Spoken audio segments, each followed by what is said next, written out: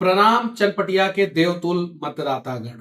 मैं मनीष कश्यप अपना हर संभव प्रयास इस बार चनपटिया से विधानसभा चुनाव के दौरान किया, लेकिन उसके बावजूद जो है मुझे सिर्फ 37,172 वोट आया और मैं चुनाव हार गया।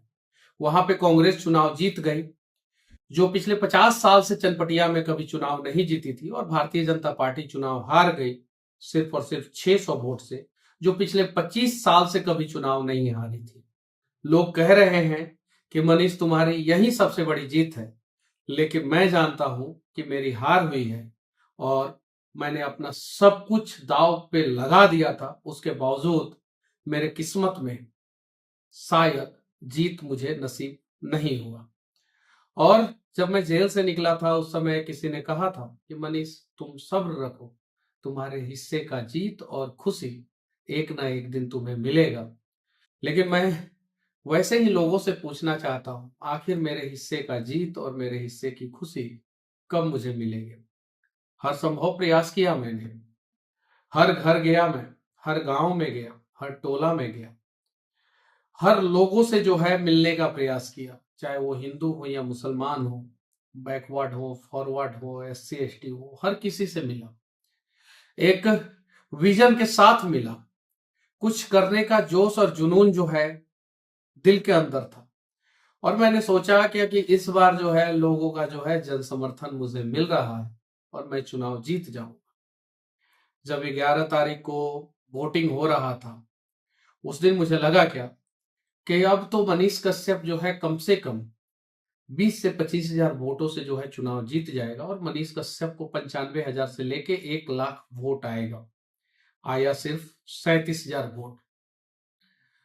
लेकिन चुनाव हारने के बाद मैं बस इतना ही कहना चाहता हूं, लाखों ठोकर खाने के बाद भी मैं संभल कर उठता रहूंगा।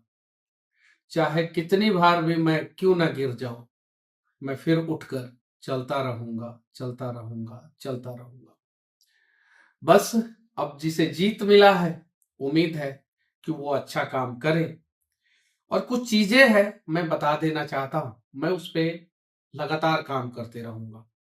एक तो रक्सौल में जो एयरपोर्ट बनाने का हम लोगों का मुहिम था, उसके लिए लगातार आवाज मनीष कश्यप उठाते रहेगा। दूसरा, बेतिया में जो यूनिवर्सिटी बनाने का मुहिम था, उसके लिए भी हम लोग आवाज उठाते रहेंगे।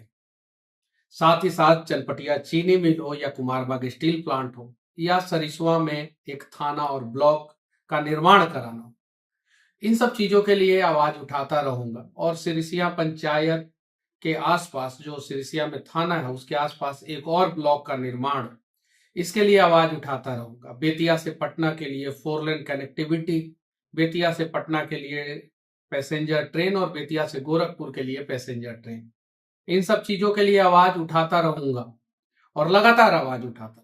साथ ही साथ जो है, जो बाढ़ आता है और लोग डूब जाते हैं, उसके लिए लोगों ने एक बड़ी जिम्मेवारी मेरे सर पे दी थी कि जो बांध बन रहा है वो गलत तरीके से बन रहा है, इसको रुकवा दीजिए मनीष जी। तो इसके लिए मैं प्रयास करूंगा कि उसको रोक दिया जाए ताकि लोगों को जो है नुकसान ना हो। ये सारा प्रयास जारी रहेगा और लगातार जारी रहेगा और लड़ेंगे हम लोग पूरे शिद्दत के साथ फिर से। तब तक लड़ाई जारी रहेगा जब तक जो है जीत नहीं जाती। बस मैं आप लोगों से यही कहना चाहता हूं कि ये जो 37,172 लोग हैं, उन लोगों ने प्यार, भरोसा, विश्वास जो भी जताया है, मैं आप लोगों के विश्वास पे खरा उतरने का प्रयास करूंगा। और 100% तो नहीं, लेकिन जितना हो सके उतना खरा उतरूंगा। वोटिंग के बाद जो है मेरे घर पे बहुत सारे लोग आए थे, हर कोई के मन में सिर्फ और सिर्फ एक ही सवाल था। लेकिन जब मैंने अपने पिता को देखा, माँ को देखा, तो उसके बाद से मुझे लगा कि अब मैं इन लोगों को क्या जवाब दूंगा। मेरा भाई काउंटिंग से आया भी नहीं था, उसके पहले जो है मैं वहां से निकल गया और अभी मैं पटना हूं। 1 हफ्ते के अंदर आऊंगा, बैठूंगा, सबके साथ बैठूंगा, मिलके जो है भविष्य की रणनीति पे जो है हम लोग विचार विमर्श करेंगे।